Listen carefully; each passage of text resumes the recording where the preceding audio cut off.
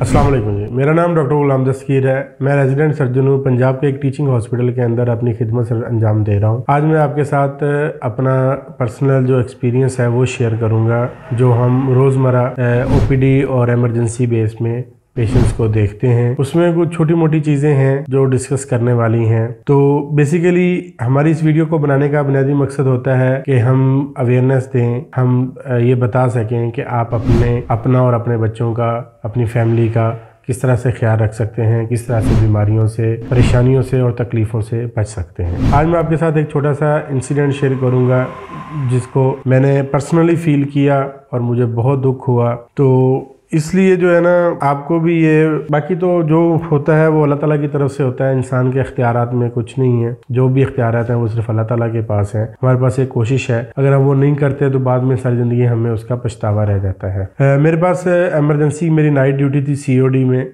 मैं रात 8 बजे गया था, सुबह 8 बजे मेरी ड्यूटी ख़त्म होनी थी। जैसे ड्यूटी मेरी ख़त्म हुई तकरीबन 7:58 पे, 58 मिनट पे एक अपना रेस्क्यू वाला आदमी एक छोटी सी बच्ची को, जो कि जिसकी उम्र 1.5 साल थी, उसको उठा के भागता हुआ एमरजेंसी गेट के अंदर एंटर होता है और शाउट करता है कि डॉक्टर साहब जल्दी से मेरी बच्ची को देखें। तो मैंने आओ ना ताओ देखा, मैंने फ़ौरन चेयर के ऊपर से फांक के उसकी बच्ची को पकड़ के उसको देखा। तो पूछने पे पता चला कि बच्ची जो वो पानी में डूबी है और वहाँ से ये उसको उठा के लेके आया है। मैंने उसको देखा, उसको ससिटेशन करने की कोशिश की, उसको CPR किया, लेकिन बच्ची जो थी वो आने से पहले ही दम रास्ते में तोड़ चुकी थी। खैर मैंने फिर भी अपनी ट्राई जारी रखी, CPR करता रहा उसको और साथ साथ उसको इन्वेस्टिगेट करता रहा कि इसको क्या हुआ, कैसे हुआ। तो वो जो रेस्क्यू वाला था, बेसिकली वो उस बच्ची का बाप था। वो भी कहीं नाइट ड्यूटी पे रेस्क्यू में था। नाइट ड्यूटी से वो जब सुबह घर गया 8 बजे, तो सुबह उसकी मॉर्निंग शिफ्ट जल्दी ख़त्म हुई, तो घर पहुंचा वो, तो उसने देखा कि उसकी छोटी बच्ची है 1.5 साल की, वो उसको सहन में चलती फिरती नज़र नहीं आ रही और सोई हुई भी नहीं थी। तो उसने अपनी बीवी से पूछा कि हमारी बेटी कहाँ पे है। तो उसने कहा यहीं कहीं खेल रही थी, अभी मैं उधर बाहर कपड़े धो रही थी तो ये वहाँ बच्ची मेरे पास खड़ी खेल रही थी। तो ये दोनों मियाँ बीवी जो थे वो बच्ची को ढूंढने में लग गए।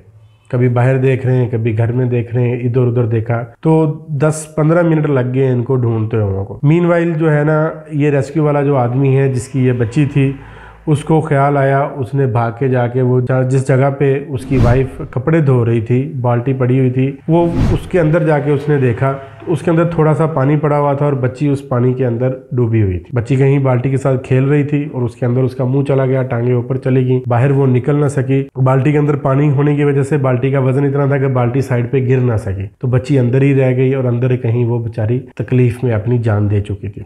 वहाँ से उसने निकाल के एमरजेंसी में आते हुए उसको, तकरीबन शहर के अंदर ही वो रहता था, तकरीबन 10 से 15 मिनट लग गए। तो वो इतने दौरान में वो कह रहा था कि रास्ते में इसने एक दफ़ा भी सांस नहीं लिया और जब मैंने निकाला तब से ही ये ऐसे थी। और जब हमारे पास प्रेजेंट की तो वो बिल्कुल उसका जिस्म ठंडा हो चुका था, पेरिफेरी उसकी कोल्ड थी और बिल्कुल उसके जो पीपल्स थे वो नॉन डायलेटेड थे, not responding to the light थे, एंड शी वाज डेड। तो ये चीज़ें जब मैं और मेरी मिसेस, हम दोनों एक ही वार्ड में एक ही ड्यूटी पे थे और हमारा बच्चा वो भी 1.5 साल का है। तो जब हमने ये चीज़ देखी तो हमें पर्सनली ये चीज़ बहुत ज़्यादा टच की और वहाँ पे जो मौजूद स्टाफ था उसने भी, सारे ने देखा और उनके भी दिल को जो है ना ये चीज़ बड़ी जो है ना गहरी चोट लगी और देखा वो एक नाकाबिले बर्दाश्त इंसिडेंट और वो मौका था। हमने एज अ डॉक्टर एमरजेंसी में काम करते हुए बहुत से पेशेंट देखे हैं, सीरियस पेशेंट देखे हैं, उनकी डेथ होती देखी है, बहुत से पेशेंट को CPR करके डिक्लेयर किया है।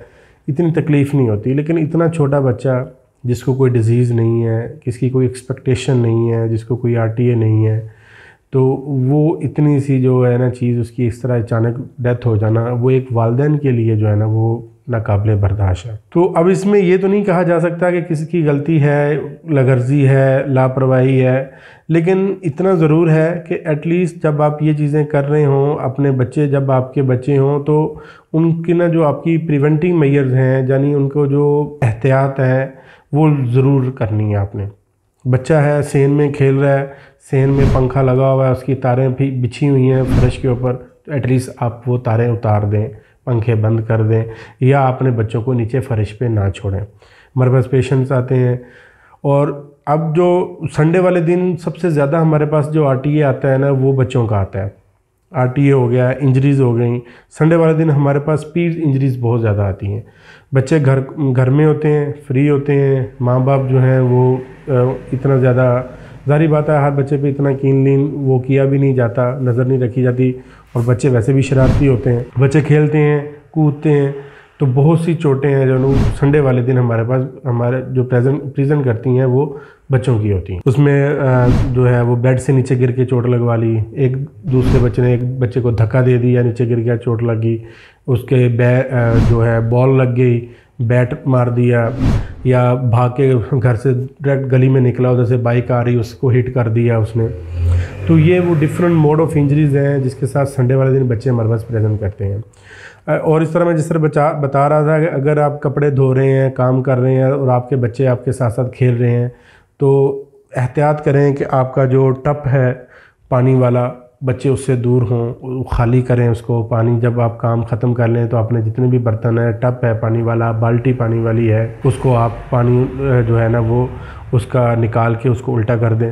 आपने वॉशिंग मशीन लगाई है तो उसका स्विच उतार दें। आपने मोटर चलाई थी तो बच्चों को उससे दूर रखें, और जब वो तारें लगी हुई हैं तो उसको उतार दें, ताकि बच्चे जो हैं उनको नहीं पता होता कि कौन सी चीज़ फ़ायदे के लिए, कौन सी चीज़ नुकसान के लिए, बच्चे जाके उसको टच कर देते हैं। तो आज की इस वीडियो का मकसद ये है, आप जब भी घर पे हों, आपके पास आपके बच्चे हों, तो आप उन पर गहरी नज़र रखें, उनका ख्याल रखें, क्योंकि ये वो चीज़ें हैं, वो नेमत है, ये वो जायदाद है जो पैसों से नहीं ख़रीदी जा सकती। ये वो नेमत है अल्लाह ताला की जिसको आप पैसों से नहीं ख़रीद सकते। जिनके पास नहीं है उनसे कदर पूछें, और जिनके पास हैं, और माँ बाप तो हैं वो डेफ़िनेटली बच्चों की बहुत ज़्यादा केयर करते हैं, लेकिन कभी ना कभी कहीं ना कहीं लगर्जी हो जाती हैं। और मोस्टली जो है, अब एक पेशेंट हमारे पास संडे वाले दिन आए, वो एक ही फैमिली थी, मियाँ बीवी और एक बच्चा उनका था तकरीबन 2 साल का। माँ किचन में काम कर रही थी, किचन कंजस्टेड था, छोटा था, और अंदर ही उन्होंने सिलेंडर भी रखा हुआ था, काम कर रही थी, और बच्चा माँ के पास अंदर किचन के में खेल रहा था। तो अब ये छोटी छोटी वो इंसिडेंट हैं जो हमारे पास डेली की बेस पे केस आ रहे हैं। तो आपसे शेयर करने का मकसद ये है कि कम से कम आप इन चीज़ों को देखें और ये चीज़ें दोबारा रिपीट ना हो, इन चीज़ों का एहतियात करें। बच्चा किचन में माँ के साथ खेल रहा था और अचानक जो जो सिलेंडर है वो फट गया। माँ ने चूल्हा जलाने के लिए आग लगाई, सिलेंडर कहीं लीक था, वो फट गया। बाप बाहर बैठा हुआ था सेन में, उसने जब देखा सिलेंडर फटा, वो भाग के रश किया, उसने वो अंदर गया, उसने जाके अपने बच्चे को भी रेस्क्यू किया और अपनी बेगम को भी रेस्क्यू किया। और लकीली अल्हम्दुलिल्लाह उसने अपना बच्चा भी निकाल लिया और अपनी बीवी भी निकाल ली और ख़ुद भी आ गया बच के। लेकिन इसके नतीजे में क्या हुआ कि उसके जो बाप था उसका सारा मुंह और दोनों बाजू बुरी तरह जल चुके थे। जो माँ थी उसका फेस जला हुआ था, जो बच्चा था छोटा था उसका सीना और पीछे जो है सारी बैक और उसके बाजू ये सारे जले हुए थे। काइंडली अपना एहतियात कीजिएगा। सिलेंडर होते हैं तो उनको किचन से बाहर रखें, कम से कम 20, 25, 30 फुट का जो पाइप होता है गैस का वो लगवाएं।